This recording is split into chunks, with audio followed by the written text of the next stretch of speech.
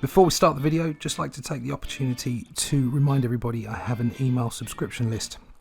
The links for the sign up are in the description to the video below, so click the link, go over there, sign up, and I can keep everybody up to date with the latest projects and artwork and videos, but also my latest book, which will be out early next year.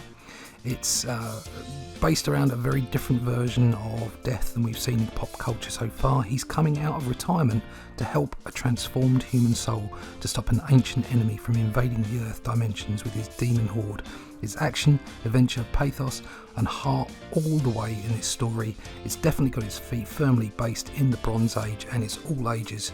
So check that out, and I'll be able to give you more information about that and the crowdfunder on that if you're part of the email list.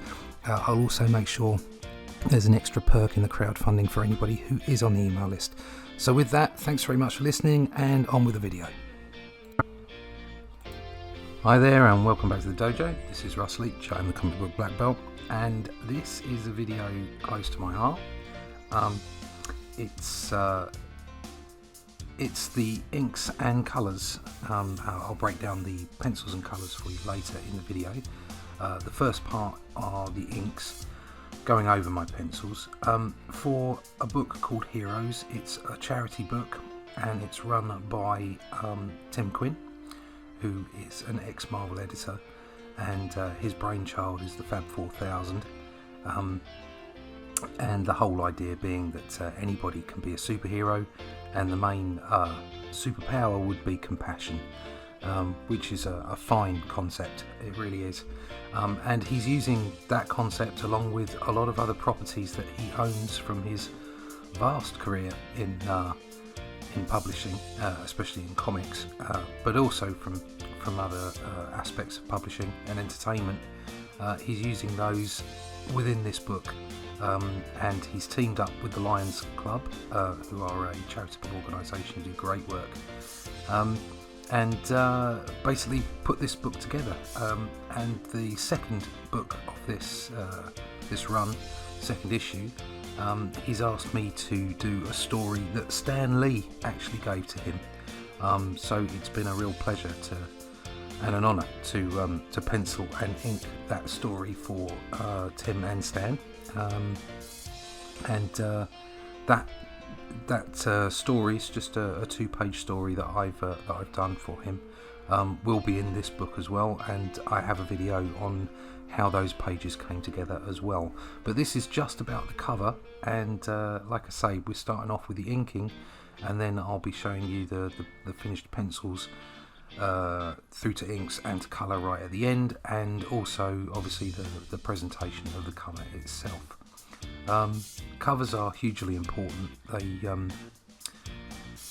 They tell a story about the story, as it were. They get you interested in what's inside. I think covers that have text bubbles on, speech bubbles, and action are usually the best. That's very much a Silver and Bronze Age perspective, I know, but I believe that comics are pulp entertainment, and as such are better presented in that way. That's my personal opinion. It's great to have serious comics, and it's great to have dark comics, and those are the comics that work very well with dark, moody imagery on the front. But I think presenting comics in that pulp way to make them very approachable, make them fun, even if you're covering serious aspects, just to make it so that people will pick them up and look at them and think, wow, there's going to be something really amazing in there. I've got to read this. And there's nothing more disappointing than picking up a book because of a cover, saying, oh, that looks like it'll be good, I'll catch it later, and then you go to read it later and either the art's a mess or the story's got absolutely nothing to do with what was going on the cover. Even if it was only representational, still something, some element, and then you can feel cheated by a cover. So covers are hugely important. They're not just sales point of sale tools, as it were, to sell off the shelf, bright, fun, but they're also an insight into what's going on in the book, and or who might be in the book. So Very important things. And also the design of covers as well, getting the right logos, getting the right text working is more of an art than people think it is. In my previous life I used to work in magazines and retail, so when I come at a cover, I maybe come at that cover slightly differently to the way other people do, or the way a lot of other people would do, maybe in the industry, simply because I come from a different background. I'm more about the sales aspects of the design on that cover. But anyway, what I'll do is I'll leave you for a little while with the inking, and when we get to the end of the inking, then I'll come back in and talk a little bit about the colours. So speak to you in a minute.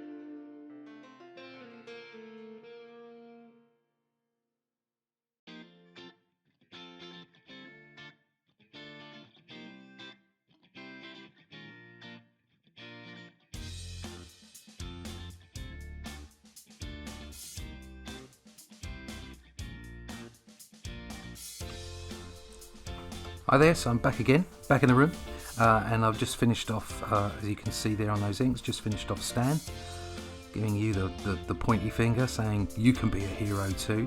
And then if we just flick back, so I've finished those two main aspects of the inking, you can see the sketch come together, so I'm just laying down where you can see I've put the anatomy in and the action, and there's the finished pencils. Just popping the full finished inks over the top for you. You can see that, and there's the logos as well. So that's the way the graphics worked on the cover and how I placed it. but also obviously that made the placement of that was judged around the illustration as well, so the two had to work together. You can't just put the illustration on and then just whack some graphics over the top. You have to think about the whole thing. A lot of people do thumbnails before they start, so they'll have all the elements on the page in front of them, and see how that works for them. So those are the colours laid in. I just went for a very simple colour palette and a very simple way of doing it.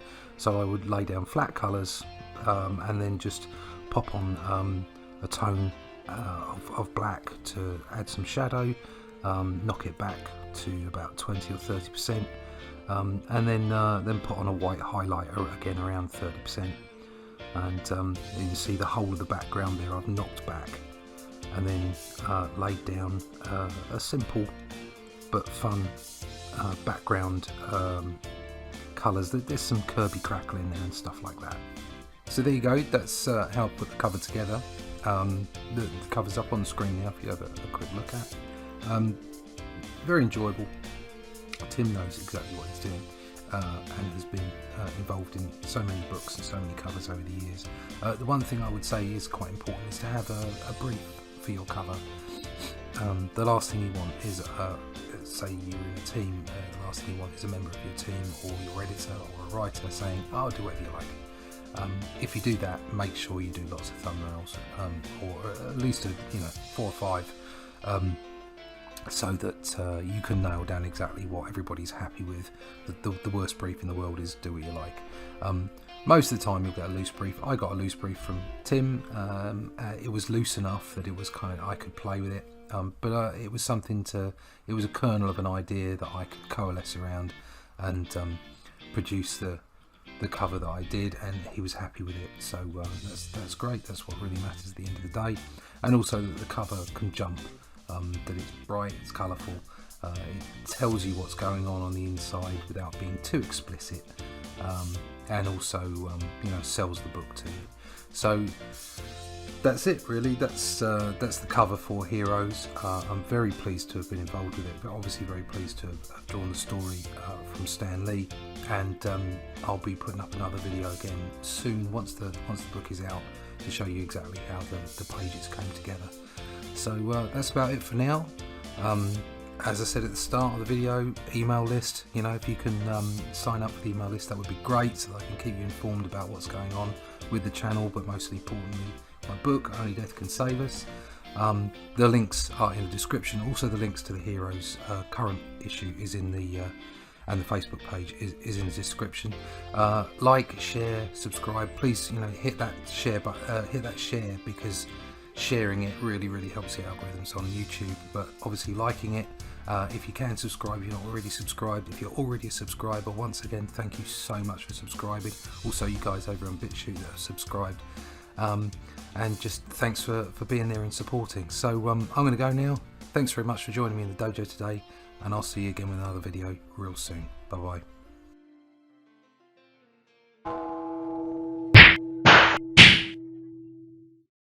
Thanks for watching Comic Book Black Belt. If you've enjoyed the content from this video, please like, share or subscribe, and come over and follow me on Twitter. It's been great having you in the dojo. See you again soon.